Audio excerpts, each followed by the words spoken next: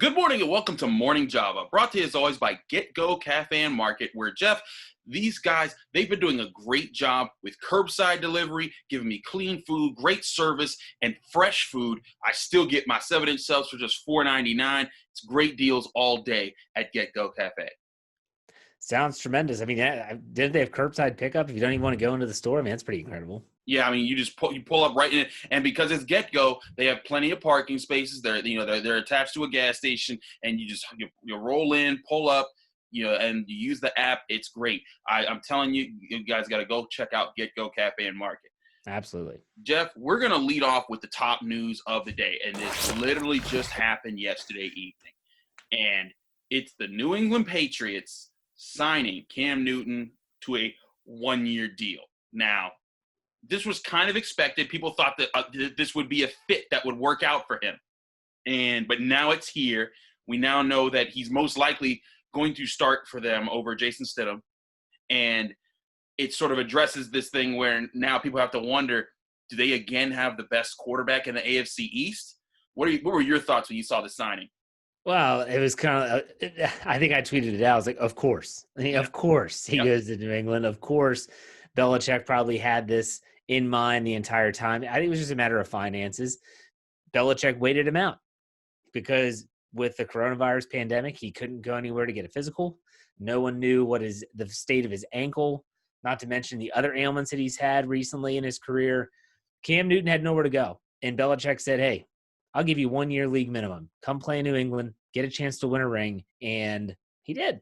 I'm not shocked at all. Are you? I mean, I'm not shocked. I'm disappointed because I wanted to see a changing of the guard in the AFC East. Just because it still might happen. That still might happen. I mean, I still think the Bills might have a better top to bottom roster than the Patriots because of how young they are. I think that, as far as the Patriots' best player now, it's Stephon Gilmore. And I think that Ladainius White is could be just as good as Gilmore for the Bills. So, I think that there's, that it's not going to be a given, but this is a franchise quarterback who will be coming to a system and will be working on developing a system here. And I think that he's a guy that can manage the process with the Patriots. He could check down, he can make the good reads, and if he's healthy, I think that poses a bigger problem than what people were expecting of the Patriots leading into this. It's a big if he's healthy, and with the everything shortened, no mini camps, no OTAs. How's he going to be able to absorb that playbook and be prepared? Because we all know when Brady was there, he was the king of pre-snap reads and getting his team in the best place possible. He was another coach on the field. I'm not saying Cam Newton can't do that, but we just don't know if he can do it there on such short notice. We'll see. But there's other news that came with New England. There always is something else. There's always a caveat. New England last year, they were at correct me if I'm wrong, wasn't it a Browns-Bengals game? I think it was a Browns-Bengals game, yeah. And they were filming the Bengals sideline. Someone from the Browns is like, what are you doing here, and why are you doing this? Well, the NFL cracks down on them, and I'll listen to how hard they came down on them. And yes, that is thick sarcasm. They lose a 2021 third-round draft pick. Ooh. They get fined just over $1 million, and they were told that their production team can't film in 2020. Oh, my gosh, the humanity of this horrible thing. Chris, you heard this part of all this, the shenanigans that went on with the Patriots. What were your thoughts on that? I don't get the NFL when they deal with players who smoke marijuana. There is a gradual progression of punishment. When you do it the first time, okay, a little smack on the wrist. Second time, a bigger punishment. Third time, you are suspended for the entire year. There is a serious. The Patriots have done it. They've done it before. They were warned by the league several times to stop doing it. Then they were caught with Spygate in front of everyone because before Spygate, the league knew they were doing it. People complained about it. The original Spygate that everyone found out, they got punished for that. It was still a slap on the wrist. Then we saw Deflategate. That became a whole thing. And now we have yet another scandal with this organization, and still nothing happened. Now, when Sean Payton was just around Bountygate, it was eventually proven he wasn't the person orchestrating it. He didn't know about it. And he was given a whole year to be off the team. And they basically disrupted any chance of that era of the Saints being able to continue their run of maybe getting another Super Bowl or at least a Super Bowl appearance. Meanwhile, the Patriots, they've been caught in scandal after scandal after scandal after scandal, and nothing happens to them. It continues to be the Patriots show. Anytime they get caught with their hand in the cookie jar, it's like, no, that wasn't our hand. That was what are you? The Steelers do the same thing. I'm just tired of it. I laugh because it's humorous now. It is literally humorous now. If they were ever slapped with a legitimate suspension, fine, loss of draft picks, whatever, that's when I wouldn't laugh. I expected. What else can you do? They get caught nonstop, and people wonder, mainly Patriot fans, why no one in the league can stand that team. All right, Chris. So Mike Tomlin met with, the Zoom meetings, the Zoom press conferences, and I was a part of that for the website. And he dropped a huge bomb on the staff. And at one point after he announced the news of Matt Filer getting day one reps, starting reps at left guard, and Tyson Alualu being the nose tackle to start on day one, he even said, "Hey, look, Bert, I gave him something." He even said that in the meeting. And so I was like, I can't believe he said it. Like, I think everyone was kind of stunned. There was like a silence on the call for a second. And then I think every single outlet ran the story. And then the fan base has run with it thinking, oh my gosh, they're going to juggle the entire offensive line. Matt Filer is going to go to guard. Who's going to be the right tackle? Is it Chuks Okorafor? Is it Zach Banner? And they're just running the gamut. Where does Daniel McCullers fit as nose tackle? What were your thoughts when you heard this? Because I know I had mine, but I want to know what you were thinking. So I've been expecting Matt Filer to move over. I mean, we saw the preview of it in the Rams game when he did it and held his own against Aaron Donald. Not like he dominated or anything, but he was able to not allow Aaron Donald to take over that game. And when you do that against maybe the best player in the league right now, I think that's when they were kind of like, okay, he could fit over here. And also, I mean, I felt like Matt Filer hasn't been the best right tackle over the past couple seasons. I think that this would be a lot more to his suit, and it's just he can be more aggressive. And with being a tackle, there's such a different kind of game when you with your drop step, with having to engage with your arms. You can't be nearly as imposing as a guard at times, and I mean you can be, but it's a different style of athleticism when it comes to and technique when it comes to being a tackle. So I get that. I think it is going to be interesting to see if Banner or Okorafor win that. But Alualu made the most sense, and simply because the nose tackle position, I know everyone's thinking like, oh, there's no more Hargrave, and that does stink. But the nose tackle position isn't one that's really required to be a serious position anymore.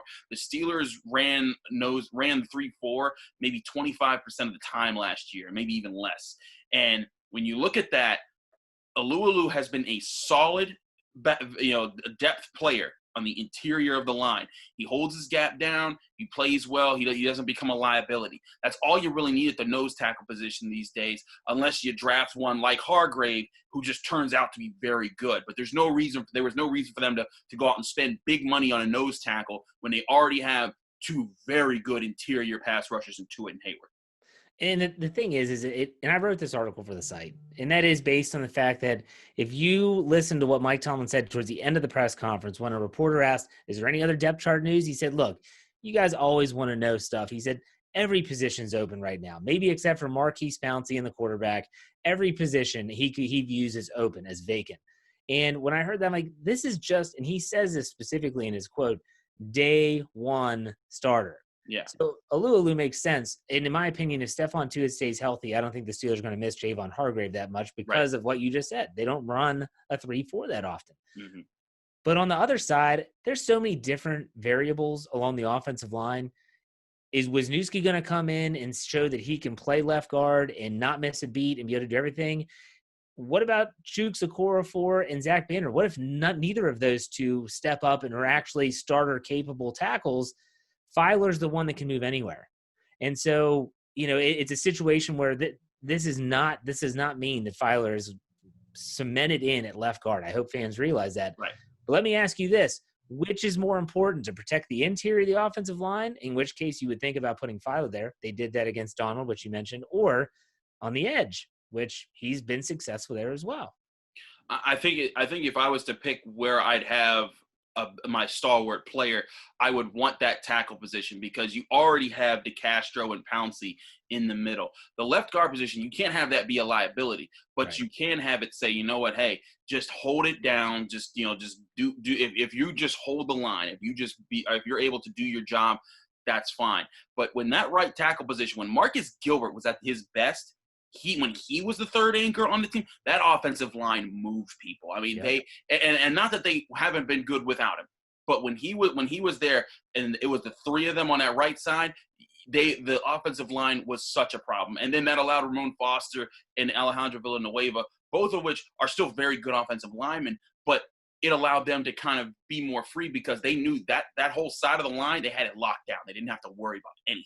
So if I was to pick one, I'd pick the right tackle position. But, I don't think there's any reason to suspect that either Banner or Okorafor are going to not work out. I think Banner has been very focused when you listen to him talk. Last year in camp, he refused to talk to people because he said, I'm not where, like, he was like, I'm not where I'm supposed to be. You guys go talk to the starters if you want to get quotes. And now he's loosened up more about that because I think he's been proud of his progress, but he wants to prove that he can be a starter in the NFL. He has that fire in him. Okorafor, I've said since he was drafted, I love his footwork. I love his technique. I think he has the perfect build to be the right tackle. He just has to get a little bit more aggression and know how to bury people. There's too many times he will do his job. He will be in the right position. He will use the right handwork, but then he won't put a player away. He'll kind of just let them continue what they're doing and think that if he maintains his technique, he's fine. There's times that you need to turn into a mauler at the right tackle position, and I think that's where they need to see the most out of Okorafor, is see him take that next step and start burying defenders that are coming in on him. But I think that this could still work out, that the Steelers get one of those guys to become the starting right tackle, and a good one, while still letting Filer adjust and be a good left guard. So, Jeff, a lot of people last week were talking about Ben Roethlisberger, and for a multitude of reasons. Over the past couple weeks, we've seen a few things. One, we saw when it was announced his Twitter account was going to be unblocking everyone. I was unblocked. I was not. What's up with that? Wait, you're still blocked? Last I checked. That's crazy. We need to talk to Ben Roethlisberger. What's he doing? I don't know. But so apparently he unblocked only some people. Seriously. But I was one of them, so I feel honored. But then on top of that, you had him at the Man Up Pittsburgh event where he talked about his faith and how his faith in Christianity has helped him overcome several obstacles in his life and several vices in his life. And two of the things he mentioned were pornography and alcohol, and how that's helped him become a better family man, a better father, a better husband, and he's been and how that's helped him. And then he also, we saw him with Vance McDonald helping hand out food in the community in Pittsburgh, and everyone's like, "Is this the new Ben Roethlisberger?" And then people were talking about like, "Whoa, what about this? What about these vices he had?" People are thinking, Jeff, and this is where I'm at with this. People are thinking that this is something new with Ben Roethlisberger. People don't know he's been active in charities for quite some time. Like he's been on this trajectory for a while. I think it's just that he's publicizing it. Yeah, I mean, if you actually pay attention, and someone that follows the news, and I'm not talking about just what's out there on Twitter on occasion. I mean, this is a guy that has his own foundation, and he's been very active with that. He actively purchases canine police dogs for several different cities, depending on where the Steelers are traveling in that particular year. You never hear about that. He seems like a guy that is all about his privacy at this point. I mean, it's the polar opposite of where he was at the beginning of his career, when Big Ben became Big Ben, when Ben Roethlisberger turned into Big Ben. And I think at this point you're seeing a maturation, but I want to say kudos to Ben Roethlisberger based on the fact that he knew when he said what he said at that Man Up seminar, apologies, he knew it was going to get picked up. I mean, when Ben Roethlisberger speaks, people listen, whether it's at a seminar or whether it's on NFL Network. And he could have easily said, I've overcome a lot. I've overcome a lot in my life. But he was specific. And to bring up pornography and alcohol, that's not an easy thing to do for anyone, let alone a professional athlete that is at his caliber. So I think he's maturing. And people can say what they want about or his off the field issues early in his career, but I want to give credit where credit is due. And it takes a man to stand up and say, you know what, I had a problem with alcohol. I've had a problem with pornography, and I'm overcoming that, and I feel like I'm a better person because of it. I think also you were hitting on this. You were saying, you know, how a player of his caliber and a player of his popularity. I think it also says something because he's also been a player that's been highly attacked over the years. Yes. I mean, we've seen, and some of it's deserved. Some of it are some allegations that have meat on the bone of them. Yes. You know, it's understandable for those who dislike, you know, him for the mistakes he's made in the past. But also, we've seen, you know, stories start about him that just ended up not being true at all.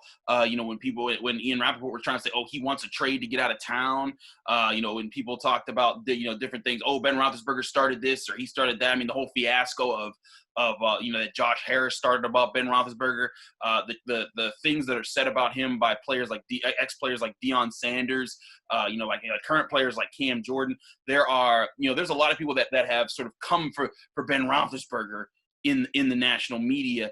And it's been a theme that Pittsburghers are very used to. So and it's something that we know Ben recognizes because he's sarcastically commented and made fun of it. Like, you know, his Jaguars comment where maybe I don't have it anymore after he had that 5 interception game because he knew what the criticism was coming. So I do think it shows a sign of maturity, not just because he's talking about this problem, but because he's able to be vulnerable, to put his own weaknesses out there for everyone to see. And it shows he doesn't care what they have to say about him. If they talk about him, he knows that at the end of the day, is he right with his family and is he right with his God?